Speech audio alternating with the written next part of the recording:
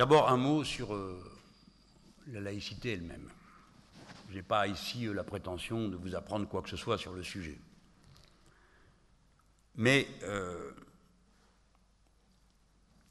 repérons sa place singulière dans la construction philosophique que je vous ai présentée tout à l'heure. J'ai dit qu'il n'y a qu'un seul écosystème pour toute l'humanité, donc il n'y a qu'une seule espèce humaine, et vous savez que le point de vue laïque part de ce primat. S'il y a donc une seule espèce humaine, elle a donc un intérêt général, c'est en délibérant qu'elle va être capable de l'approcher. C'est vital, nous en convenons tous. Donc il faut que cette délibération soit prise sous l'empire de la laïcité, c'est-à-dire débarrassée de toute vérité dogmatique, non qu'on en interdise la pratique à chacun, ou le droit pour chacun d'en être inspiré dans ses propres conclusions, mais on s'interdit de les opposer à ce que la délibération générale pourrait faire valoir. La laïcité, donc, une valeur moderne, inscrite dans le paradigme de l'écologie politique tel que je le formule et qui revient à parler d'une écologie républicaine. Je voulais faire ce détour pour vous dire que je n'ai jamais cru que c'était simplement un adjuvant de la République. C'est une condition initiale de l'existence républicaine. Alors maintenant, où en sommes-nous ? Si les communautarismes viennent à s'exprimer, c'est partout parce que l'État est carent, n'ose pas s'assumer, et a de propos délibérés renvoyé à l'action communautaire ce qui était hier l'impératif du service public. Partout où les communautarismes se sont développés, c'est en se substituant à une action collective qui avait disparu. Et bien sûr, chacun y trouve son compte. Le communautarisme n'est pas le produit naturel de l'humidité, de l'air. Il y a des stratégies communautaires, il y a des finances communautaires, il y a des objectifs communautaires. Le communautarisme est une stratégie politique. Et donc, de même qu'il y a des partisans du communautarisme, il doit y avoir des partisans intransigeants de la République qui ne se cachent pas, qui n'ont pas peur des mots, et qui, quand ils sont laïcs, n'éprouvent pas le besoin d'y ajouter des adjectifs pour se disculper. La laïcité est un principe de séparation des églises et de l'État, point. La garantie de la liberté de conscience, point. Comment combattre ? D'abord socialement. Plus grande est l'injustice sociale, plus faible est le recours possible au service de la collectivité, plus grande est la force du communautarisme. Ensuite, rien n'est pire que la lâcheté. Ceux qui, pour se faire bien voir, suivre l'air du temps, acceptent, sous couleur de tolérance, l'intolérable, cela nous pose le principal problème. Ce sont, à mains égards, des tireurs dans le dos. On connaît la musique. Il faut donc combattre sur tous les fronts. Et le premier des fronts sur lesquels nous serons efficaces, c'est d'abord celui des droits des femmes.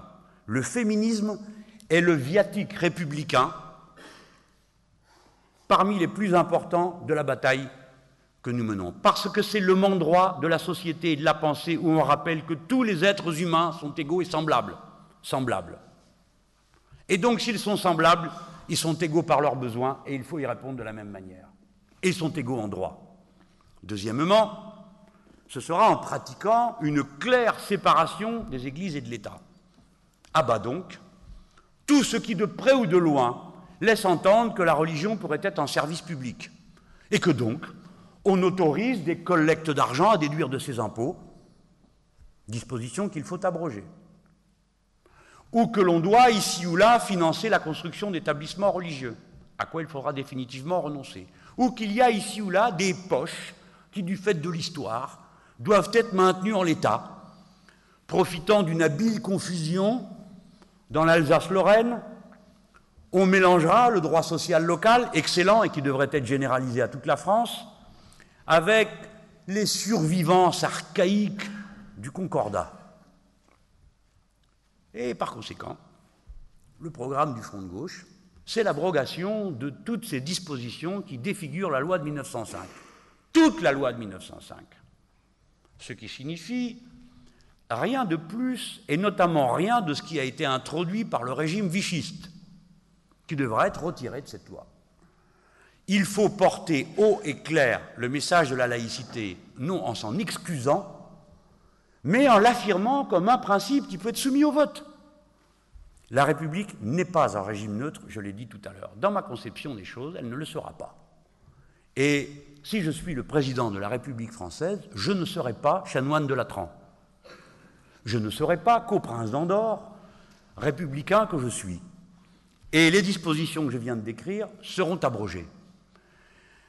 Voilà ce que je peux dire en résumé. Oh, on trouvera moins intraitable que moi, dans le front de gauche. Mais comme c'est moi le candidat, c'est moi qui parle. En toutes circonstances, l'objectif pour les progressistes est de convaincre. Et de toujours soumettre nos délibérations à l'approbation du peuple.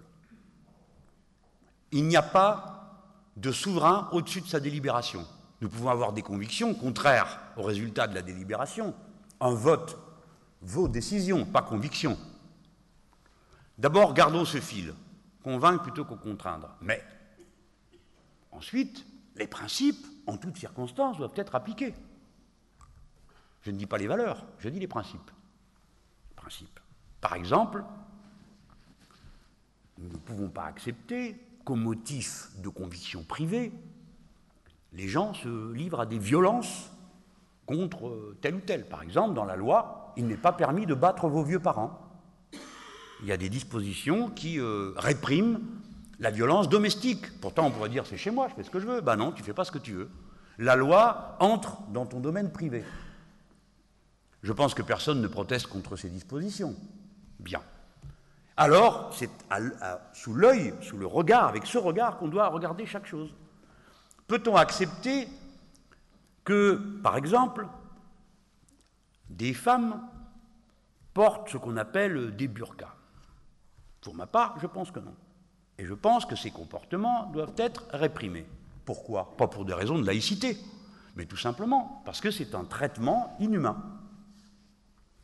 Et nous ne pouvons pas accepter que même au motif de conviction privée, des gens viennent premièrement à se mutiler, et deuxièmement à se soustraire au regard des autres. Car le droit de se dévisager fait partie des droits de chacun d'entre nous. C'est un mauvais traitement. Je suis donc partisan du fait que la loi le réprime. J'observe que souvent, certaines provocations du seul fait de l'énoncé de la loi reculent. Encore une fois, je ne crois pas que ces choses-là se produisent spontanément. Je crois qu'elles sont le résultat de stratégies politiques. Et bon, quand la stratégie politique se déploie, à nous de déployer la force de la loi, qui est une force bienveillante. Personne n'est empêché de vivre sa foi. Mais, de même qu'il est interdit de se promener tout nu, de même qu'il est interdit de promener ses enfants tout nus, il est interdit de se promener masqué et enfermé dans une camisole de force. Si c'est à cela que vous pensez. De la même manière, dans les établissements publics, que sont nos écoles, il n'est pas permis d'afficher des convictions qui forcent le respect que l'on doit à la jeune personne de se forger sa propre conviction d'après lui-même. L'école est émancipatrice. Elle ne peut pas être embrigadante. Ce que je vous dis là me coûte, parce que moi-même, comme militant, j'y ai manqué bien des fois. Et j'ai incité certains de mes camarades à porter des insignes et des badges. Réflexion faite, je me demande si c'était la meilleure idée. Est-ce qu'en agissant de cette manière, nous n'avons pas été un peu désinvoltes? Est-ce que nous n'avons pas nous-mêmes ouvert la voie à une contradiction dont l'adversaire ensuite s'est saisi? Je pense que nous avons commis une erreur. Voilà. Par conséquent, la loi, du moment qu'elle est délibérée dans un régime démocratique, s'impose à chacun d'entre nous. Je désapprouve totalement la plupart des textes qui sont adoptés par l'Assemblée nationale actuellement. Et pourtant, comme tous les bons citoyens, je m'y soumets. Parce que c'est la loi. Ma conviction n'a pas changé. Je maintiens ce que j'ai à dire, et heureusement, je vis dans un régime de liberté. Eh bien, j'invite ceux qui estiment qu'il est juste de se promener masqué des pieds à la tête, d'essayer d'en convaincre la majorité des Français. Et nous verrons.